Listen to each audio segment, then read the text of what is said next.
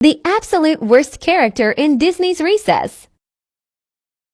Go and watch his original video as well as all the other videos in his series. He's hilarious, trust. I guess because Randall's a snitch, it's sort of easy to hate him. Like in wrestling, we call that cheap heat. And you know what I'm saying? I'm not trying to defend for Randall or anything. But let me tell you guys about Gus Griswald. I don't know where to start with this useless ass kid. Like, everybody in the squad has a function. TJ's the leader. Gretchen was the brain. Spinelli was like Eve. She was the pit bull in the skirt. She was the muscle. Mikey was a big dude. You need a big dude in the group, but he was the heart. Vince was the athlete, a very valuable asset in the squad when it came to like sports and stuff, and even some of the things like the plans that they would execute.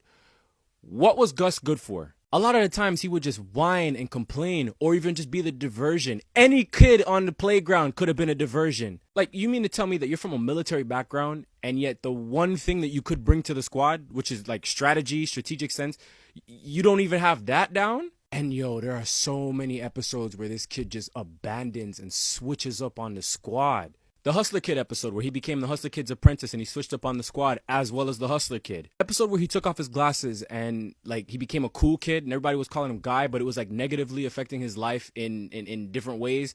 And his friends were trying to tell him, yo, put the glasses back on. You're better with them on. You're cooler with them on. And he's like, are you dumb, dog? I got clout. I don't need you guys. The episode where the squad had to face off against Lawson's squad in a game of dodgeball for all the marbles, and the squad found out that Gus in his old school was Dodgeball Desperado El Diablo, and he was like, yo, like they needed him for the game, and he was like, nah, bro, I'm trying to play my guitar. And in both those episodes, it wasn't the squad who got him to stop acting like a waste suit. No. It wasn't a group of friends who took him in when he was the new kid on the block. No, it was the little kindergartner youth that got him to wise up. Episode where Vince was bummed out about not being the best athlete on the playground. You would think that Gus would be a little bit more empathetic to that, but nah, instead of, understanding and being there for his friend, he was like, guess I'm not the worst kid on the playground now. The Valentine's Day episode where the girls were chasing Vince and TJ up and down the school, and Vince and TJ went into the bathroom. They found Mikey and Gus in there and filled them in on what was happening. And you would think that Gus and Mikey, but more so Gus, would be like, oh man, we should help you out of this little jam. Instead, he was like, oh, this sounds like a you problem. I better leave. And if the girls weren't outside that bathroom, they probably would have left and never turned back. Episode where Gus became king of the playground when King Bob was gone for a few days was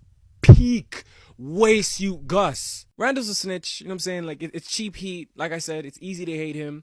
But he wears it real proud, like a badge of honor. He knows what he is.